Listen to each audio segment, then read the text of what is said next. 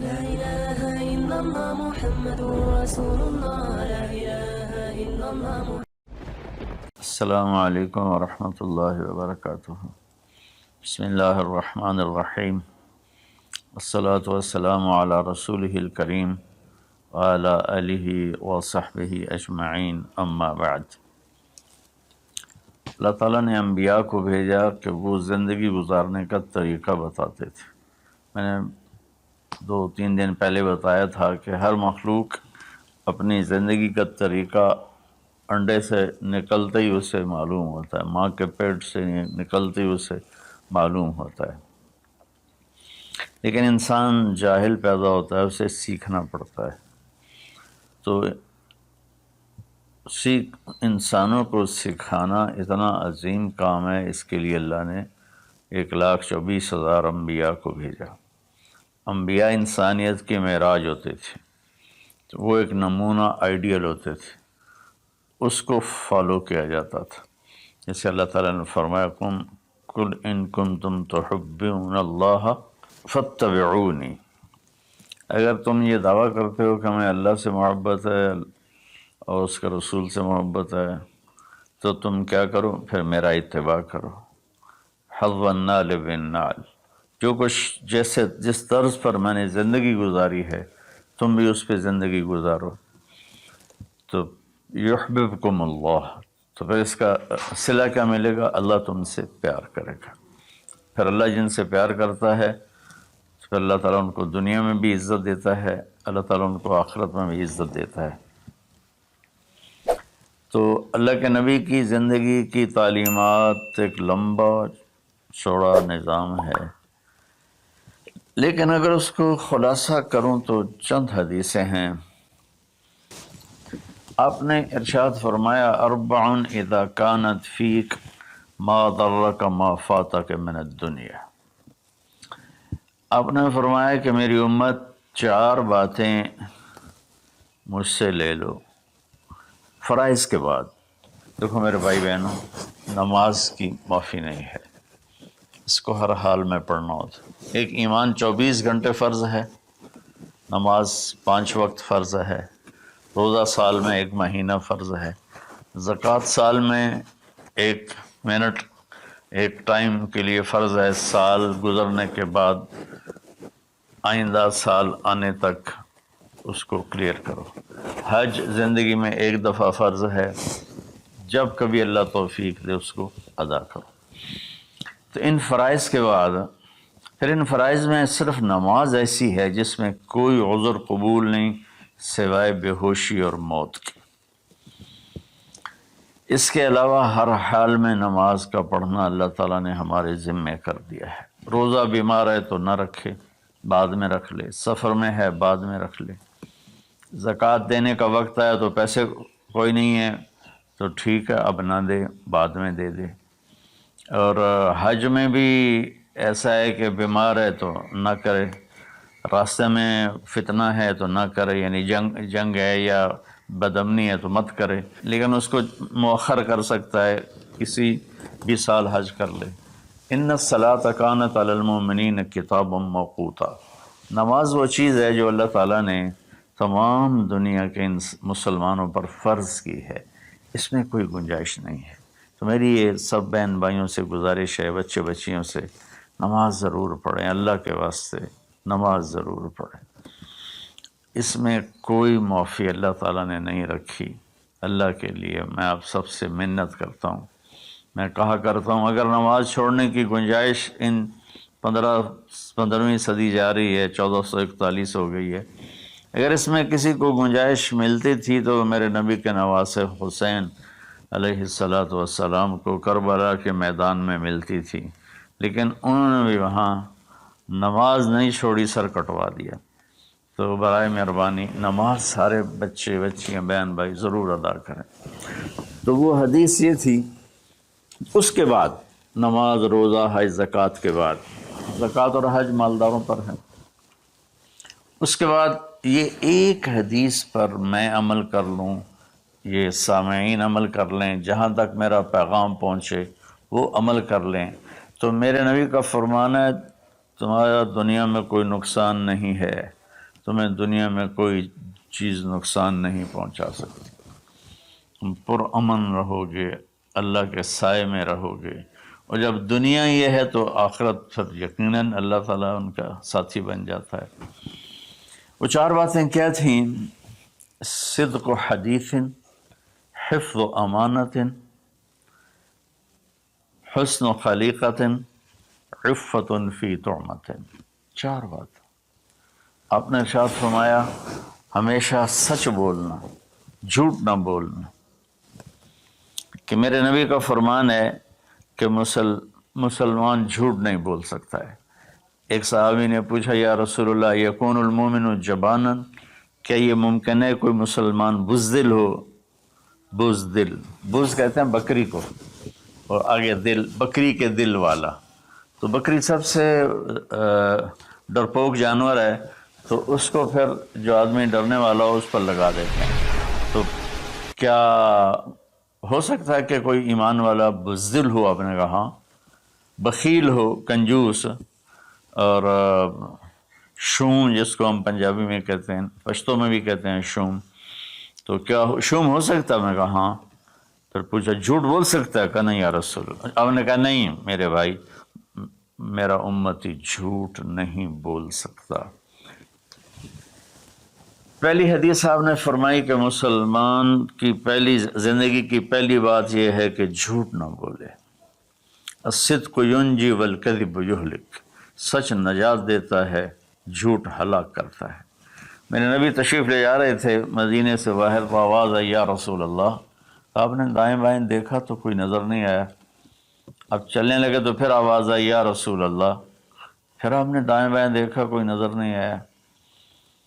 پھر آواز آئی یا رسول اللہ، تو پھر آپ کی نظر پڑی، ایک ہرنی آپ کو پکار رہی تھی یا رسول اللہ۔ سبحان اللہ۔ ان کے آپ تشریف لے گئے تو وہ رسی سے بندھی ہوئی تھی چارپائی کے ساتھ۔ کہنے لگے یا رسول اللہ، میرے چھوٹے چھوٹے بچے ہیں، وہ بھوک سے مر رہے ہوں گے، آپ مجھے چھوڑ دیں، میں ان کو دودھ پلا کے واپس آ جاؤں گی۔ اللہ،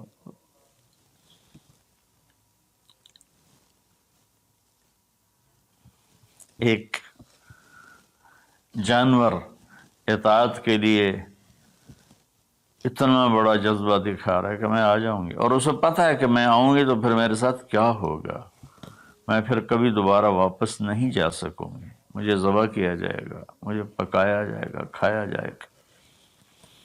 آپ نے فرمایا اب تو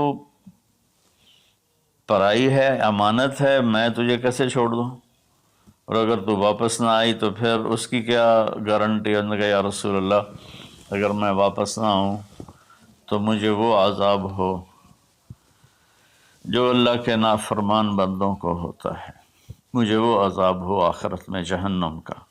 تو آپ نے اس کی رسی کھول دی اور وہ توڑ لگا دی اس نے، اور آپ وہیں تشریف فرما ہو کے۔ دیر ہوتی چلی گئی تو آپ کی تشویش بڑھتی گئی۔ وہ جو مالک مکان تھے وہ بھی نہیں موجود تھے، کہیں باہر ہوں گے۔ کافی دیر کے بعد آپ نے دیکھا وہ پہاڑ کی چوٹی سے نیچے آ رہی تھی، اور بھاگتے بھاگتے بھاگتے میرے نبی کے قدموں میں آ کے سر رکھ دیا، یا رسول اللہ میں حاضر ہوں۔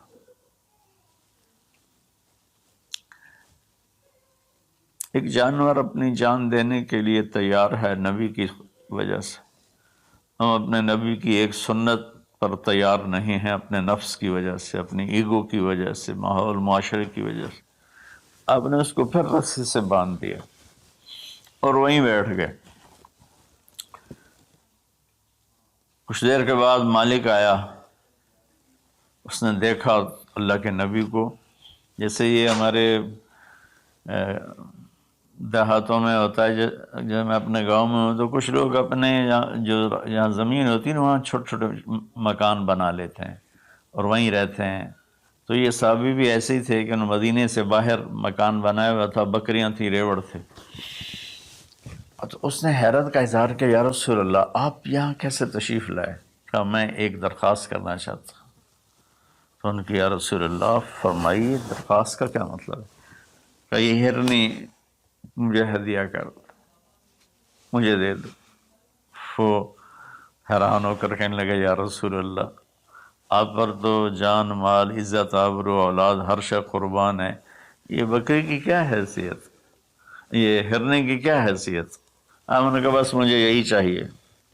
سبحان اللہ۔ تو آپ نے بکری کی ہرنے کی رسی کو کھولا، کہا الحقی بے اولادک بے اہلک، کہ ہرنی جاؤ اور اپنے بچوں سے مل جاؤ۔ اس نے ایک چھلانگ لگائی، الصدق ینجی والکذب یہلک، سچ نجات دیتا ہے، جھوٹ ہلاک کرتا ہے۔ اس نے یوں آپ کے سامنے رکوع کیا اور سجدے میں جیسے جاتے ہیں سر زمین تک اس نے رکھا، پھر یوں اٹھایا اور آگے کو چل پڑی۔ پھر تھوڑی دور گئی، پھر پیچھے مڑ کے آپ کو دیکھا، پھر آپ کے سامنے یوں سر جھکا، پھر یوں سر اوپر کیا، پھر چلی، پھر تھوڑی دیر کے بعد رک کر پیچھے مڑ کے آپ کو ایسے سجدہ شکر جیسے کہتے ہیں۔ جب تک وہ اللہ کے نبی کی آنکھوں سے غائب نہیں ہوئی، وہ اس طرح کرتے کرتے کرتے پہاڑوں میں غائب ہو گئی۔ ایک ہرنی اگر اتنا ایمان رکھتی ہے، نہ جاتی واپس تو کون ڈھونڈتا اسے؟ لیکن اس نے اپنی جان کا سودا کیا نبی کے بول پر اور سچائی دکھائی، تو اللہ نے سچائی کو کامیابی بنا کے دکھا دیا۔ الصدق ینجی والکذب یہلک، میرے نبی کا فرمان ہے سچ نجات دیتا ہے، جھوٹ ہلاک کرتا ہے۔ اور دوسری بات فرمائی حفظ و امانت۔ تو بھائیو بہنوں بچوں بچیوں، آج کے بعد نیت کرو جھوٹ نہیں بولنا ہے، جھوٹ نہیں بولنا ہے، کہ مسلمان کی شان کے خلاف ہے کہ وہ جھوٹ بولے۔ اتنی ہماری یہ عادت ہو جائے کہ ہماری بات کو سن کر اگلا فوراً مان جائے کہ یہ تو کبھی جھوٹ بولتا ہی نہیں، پھر آپ دیکھو اللہ آپ کی عزت کیسے کرائے گا۔ دوسرا فرمایا حفظ و امانت۔ دیکھو میری امت زندگی میں امانت دار، امانت کی حفاظت کرنا، کیا مطلب؟ کسی کو دھوکہ نہ دینا، کسی کے ساتھ فراڈ نہ کرنا، کسی کے ساتھ دو نمبری نہ کرنا، ہائے ہائے، نہ کسی انسان کے ساتھ بطور انسان غیر مسلم، اور نہ کسی مسلمان کے ساتھ، کہ کسی مسلم غیر مسلم کو دھوکہ نہ دینا۔ ایک صحابی ہیں جریر بن عبداللہ رضی اللہ تعالیٰ عنہ، انہوں نے اپنے نوکر سے کہا منڈی سے گھوڑا خرید کے لاؤ اور میرے پاس لے آنا، میں پیسے ادا کر لوں گا۔ تو وہ منڈی گیا اور 300 میں گھوڑا کی رقم طے کر کے لے کر آیا اور کہا حضرت 300 میں خریدا ہے، آپ پیمنٹ کر دیں۔ جریر بن عبداللہ یمن کے شاہی خاندان سے تھے، انہوں نے وہ نسلوں کو پہچانتے تھے گھوڑے کی، انہوں نے ایسے دیکھا تو گھوڑا قیمتی تھا، مالک مکان کو، مالک گھوڑے کو بھی پتہ نہیں تھا، لیکن کسی کو دھوکہ نہیں دینا، یہ میرے نبی کا فرمان ان کے اندر گونج رہا تھا۔ کہنے لگے میرے بھائی میں آپ کے گھوڑے کے 300 کر دوں؟ وہ بڑا حیران ہوا، بھائی کبھی خریدنے والا بھی قیمت بڑھاتا ہے؟ وہ تو کہتا جی 2-4 روپے اور گھٹ کرو، وہ کہتا جی ساڑی اتنی خرید ہی کوئی نہیں، یہ روزانہ کا جھوٹ ہے۔ تو انہوں نے کہا جی کر دو، پھر کہا 400 کر دوں؟ کہا جی کر دو، کہا 500 کر دوں، 600 کر دوں؟ وہ بیچارہ پریشان ہو گیا کہ لگتا ہے میرا مذاق ہو رہا ہے۔ جب انہوں نے کہا 800 کر دوں؟ کہنے لگا حضور میں تو 300 تے بھی راضی ہوں، تسی پتہ نہیں 500 کیڑی گل دا بتایا، میں نے جی منظور ہے تسی 800 کر دو۔ تو آپ نے خادم سے فرمایا اس کو 800 دے دو اور گھوڑا باندھ دو۔ وہ تو پٹھیاں چھالاں ماردا یا نکلیا بھی میرے تو کام بن گئے، سر کڑائی تے پنجے کے ہوئے۔ تو جب وہ باہر نکلا تو ان کے خادم نے عرض کیا حضرت میں جب 300 طے کر کے آیا تھا اور اس نے خوشی سے قبول کیا تھا، تو 500 جناب نے کس خوشی میں بڑھائے ہیں؟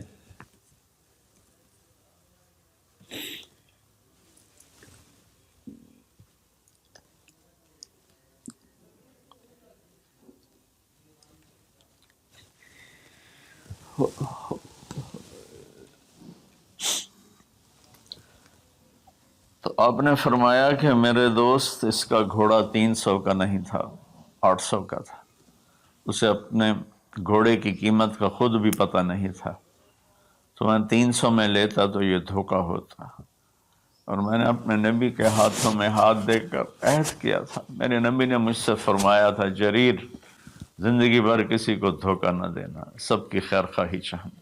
دوسری صفت میرے نبی نے فرمایا حفظ امانت، کسی کو دھوکہ نہ دینا۔ کتنے لوگ لٹ گئے دھوکے بازوں کے ہاتھوں، گھر بک گئے، بچیوں کے زیور بک گئے، جعلی کاغذات بنا کر مکانوں پہ قبضہ ہے، زمینوں پہ قبضہ ہے، اور عدالتوں میں سٹے لے کر۔ دوسری صفت میرے نبی نے فرمایا حفظ امانت ہے۔ آپ نے فرمایا یتب المؤمن علی الخصال کلہا الا الکذب والخیانہ، کہ میرا امتی ہر گناہ کر سکتا ہے، دو کبھی نہیں کرے گا، ایک دھوکہ کبھی نہیں دے گا، ایک جھوٹ کبھی نہیں بولے گا۔ تو آج رمضان کے مبارک مہینے میں دو باتیں طے کر رہے ہیں، جھوٹ نہیں بولنا ہے، فراڈ نہیں کرنا ہے، دھوکہ نہیں دینا ہے، دیانتداری سے کام کرنا ہے، چاہے تاجر ہے، بزنس مین ہے، ریڑھی والا ہے، ٹانگے والا ہے، جہاز والا ہے، نیچے سے لے کر اوپر کی سطح تک ہر جگہ دھوکہ دینے کے موقع ہوتے ہیں، یہ کام نہیں کرنا، دیانتداری سے کام کرنا ہے۔ تیسرا فرمایا حسن خلیقۃ، اپنے اخلاق اچھے کرنا، اپنے بول کو میٹھا کرنا۔ میرے نبی نے فرمایا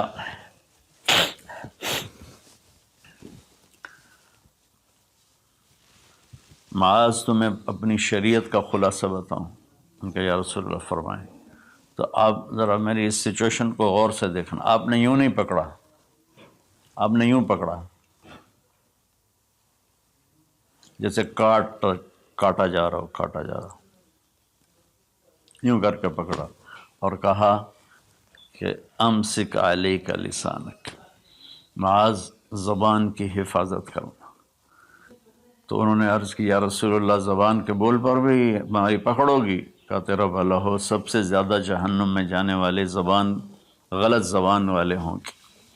تو ہم نے اپنے بچپن میں دیکھا اتنا خاندان آپس میں جڑا ہوا تھا کہ ان میں سے سوئی نہیں گزرتی تھی، بڑے چھوٹوں کے آگے، چھوٹے بڑوں کے آگے، ایک عجیب ماحول بچپن میں دیکھا ہے 60 کی دہائی میں۔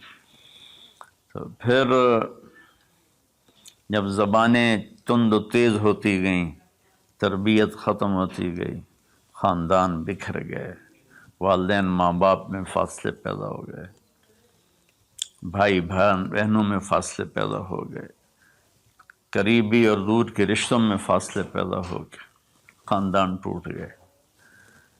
تو میری گزارش ہے کہ اپنے اخلاق اچھے اخلاق کی انتہا حیا ہے۔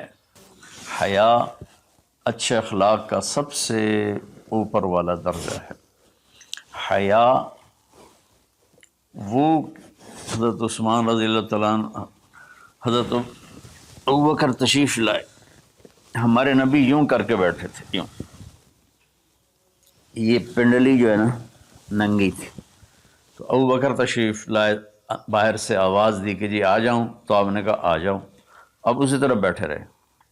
پھر حضرت اٹھ کے چلے گئے تو حضرت عمر رضی اللہ تعالیٰ عنہ علیہ الصلاۃ والسلام تشریف لائے، تو انہوں نے پوچھا یا رسول اللہ میں آ جاؤں؟ آپ نے کہا آ جاؤ، آپ ایسے ہی بیٹھے رہے جیسے آپ مجھے دیکھ رہے ہیں۔ آپ شلوار نہیں پہنتے تھے، دھوتی پہنتے تھے۔ تو تھوڑی دیر کے بعد باہر سے آواز آئی حضرت عثمان کی کہ یا رسول اللہ میں اندر آ جاؤں؟ حضرت عثمان رضی اللہ تعالیٰ عنہ تیسرے خلیفہ علیہ الصلاۃ والسلام، تو آپ نے اپنی چادر کو ایسے کیا اور یوں سیدھے ہو کر ایسے بیٹھ گئے۔ آپ نے کہا آ جاؤ، وہ آ گئے۔ جب وہ اٹھ کے چلے گئے تو ہم عائشہ رضی اللہ تعالیٰ عنہ علیہ السلام یہ سارا منظر دیکھ رہی تھی، تو آپ نے پوچھا یا رسول اللہ، میرے والد آئے آپ ویسے ہی بیٹھے رہے، عمر آئے آپ ویسے ہی بیٹھے رہے، جب عثمان آئے تو آپ نے کپڑا بھی ٹھیک کیا اور چوکڑی مار کے بیٹھ گئے، اس کی کیا وجہ ہے؟ کہا عائشہ عثمان بڑے حیا والا ہے، یہ اتنے حیا والا ہے کہ اس سے فرشتے بھی حیا کرتے ہیں۔ تو میں کیوں نہ کروں؟ اگر میں اس طرح ہوتا تو وہ مجھے دیکھ کے ویسے ہی واپس چلا جاتا، وہ ایسے حیا والا ہے۔ تو تیسری بات وہ ہے کہ ہمارے دلوں میں سب سے محبت سے رہنا سیکھیں، پیار سے رہنا سیکھیں، اپنے اخلاق کو ٹھیک کریں، زبان کا بول میٹھا، دل کا جذبہ سچا۔ تو اس اور حیا پاک نام، کبھی کسی غیر محرم پہ نظر پڑے تو آنکھ نیچی ہو جائے۔ اور اپنی بچیوں سے بھی کہتا ہوں کہ اپنے آپ کو کور کر کے چلو، تو حیا سے ایمان مکمل ہوتا ہے۔ اور چوتھی بات ہے عفۃ فی طعمۃ، کہ رزق حلال کمانا۔ رزق حلال کے بارے میں فرمایا من امسا کالم بعمل یدہ امسا مغفورا لہ، جو صبح سے شام تک حلال کمانے میں تھکتا ہے اس کے اس دن کے سارے گناہ معاف ہو جاتے ہیں۔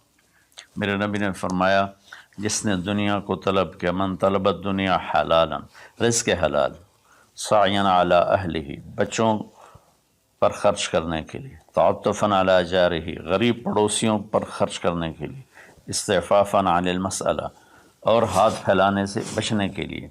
جو آدمی رزق حلال ان چار چیزوں کی وجہ سے کمائے گا، اللہ تعالیٰ قیامت کے دن اسے اس طرح اٹھائیں گے اور اللہ سے ایسی ملاقات ہوگی کہ اس کا چہرہ 14ویں کی رات کی طرح چمکتا ہوگا، صرف رزق حلال۔ کئی گناہ ایسے ہیں جو عبادت سے معاف نہیں ہوتے، وہ رزق حلال میں تھکنے سے معاف ہوتے ہیں۔ سعد بن معاذ بیٹھے ہوئے تھے ایسے کر کے آپ کی محفل میں، تو آپ کی نظر پڑی ان کے ہاتھوں پر، ہتھیلی پر، تو اس میں نشان تھے۔ مزدور کسی چلاتے ہیں تو نشان پڑ جاتے ہیں۔ تو آپ نے کہا سعد یہ کیا ہے؟ کہ یا رسول اللہ مزدوری کرتا ہوں بچوں کے لیے اپنے باغ میں، تو وہ میرے ہاتھ سخت ہو گئے۔ تو آپ متوجہ تو ہوں گے انشاءاللہ۔ آپ نے ان کا ہاتھ پکڑا یہاں سے اور یہ دیکھیں ایسے بوسہ لیا، پھر کہا بچوں کو حلال کھلاتے ہوئے جو ہاتھ ایسا ہو جائے گا اس پہ جہنم کی آگ حرام ہو جائے گی۔ میرے نبی نے کہا سچا تاجر نبیوں کے ساتھ اٹھایا جائے، کیونکہ تجارت میں سچ بولنا روزانہ ذبح ہونا ہے۔ تاجر کے جھوٹ سچ کا امتحان ہے۔ باقی اپنی زندگی میں بھی بھائیو رزق حرام سے بچو، رزق حلال کماؤ۔ حلال تھوڑا بھی برکت والا ہے اور حرام زیادہ بھی تباہ کر دیتا ہے۔ اپنی بات کو میں خلاصہ کر کے، سچ بولنا ہے، صدق و حدیث، جھوٹ نہیں بولنا، حفظ و امانت، دیانتداری سے کام کرنا ہے، دھوکہ نہیں دینا، حسن و خلیقت، اچھے اخلاق بنانے ہیں، حیا والا بننا ہے، میٹھے بول والا بننا ہے، عفت فی طعمت، رزق حلال کھانا ہے۔ اس کے بعد آنکھیں بند، پھر موت ایسا ہے اللہ کے رب ہونے کی قسم، یہ مرد یا عورت، اس کے لیے موت سب سے بہترین تحفہ ہوگا، بہترین تحفہ ہوگا کہ جب یہ اللہ کی بارگاہ میں جائے، اللہ اسے ہنس کے ملے گا، خوش ہو کے ملے گا، اور یہ اللہ کو خوش ہو کے ملے گا۔